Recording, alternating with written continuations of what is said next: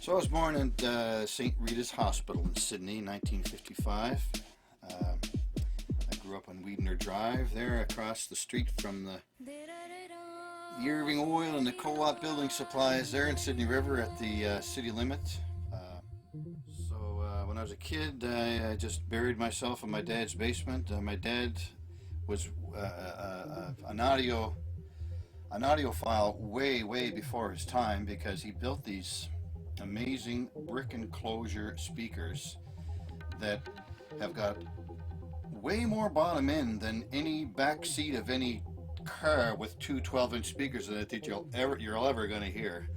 And he had those old 12-inch coaxial speakers built into these brick enclosures that when you crank up Jimi Hendrix, it was like Krakatoa east of Java.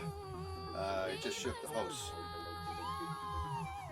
And stole licks from B.B. King to Jimi Hendrix as best I could, my own 14-year-old interpretations, and went from there. And eventually started hanging out with friends and jamming, and got into playing in bands, and developed just a craze for it, I guess a passion, and that's all I wanted to do. And when I realized I wasn't going to be the next Bobby Hull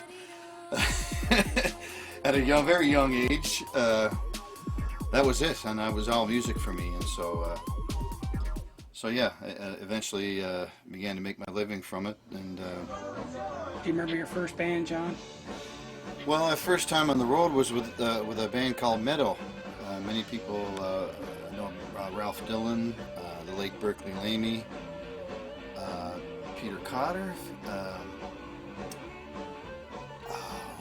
Yeah, I think that was the nucleus of the band, and I played guitar and sung a little bit with those guys, and that was good fun and a good learning experience for me.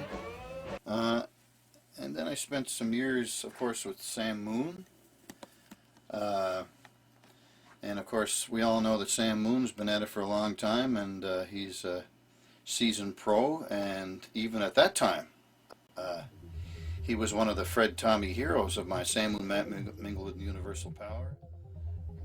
Word was flying around that there once was a guitar that was shaped like Cape Breton Island. Can you elaborate on that? Yes. Yeah, that's not a, well, I don't lose any sleep over it, but it's really sad. A good buddy of mine, Rod Hanna, built me this guitar shaped like Cape Breton Island. He did an absolute fantastic job of it. It played like a Gibson Les Paul. It was a solid body.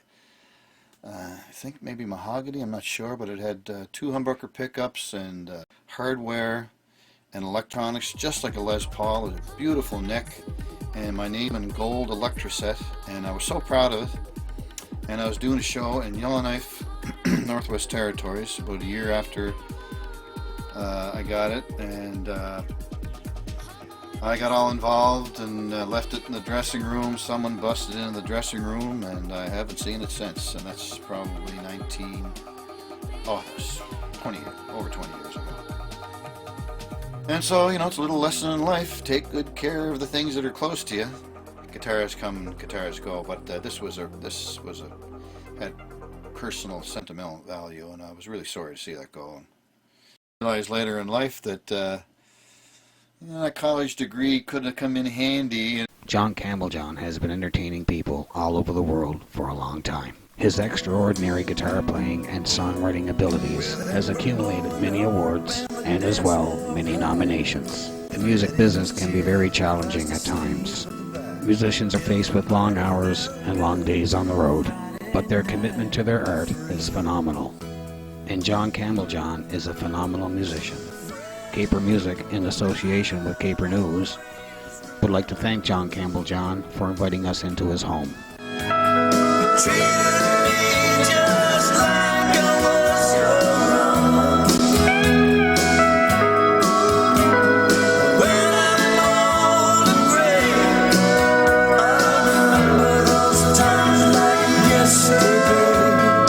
Feeling good on Friday night at Fred's.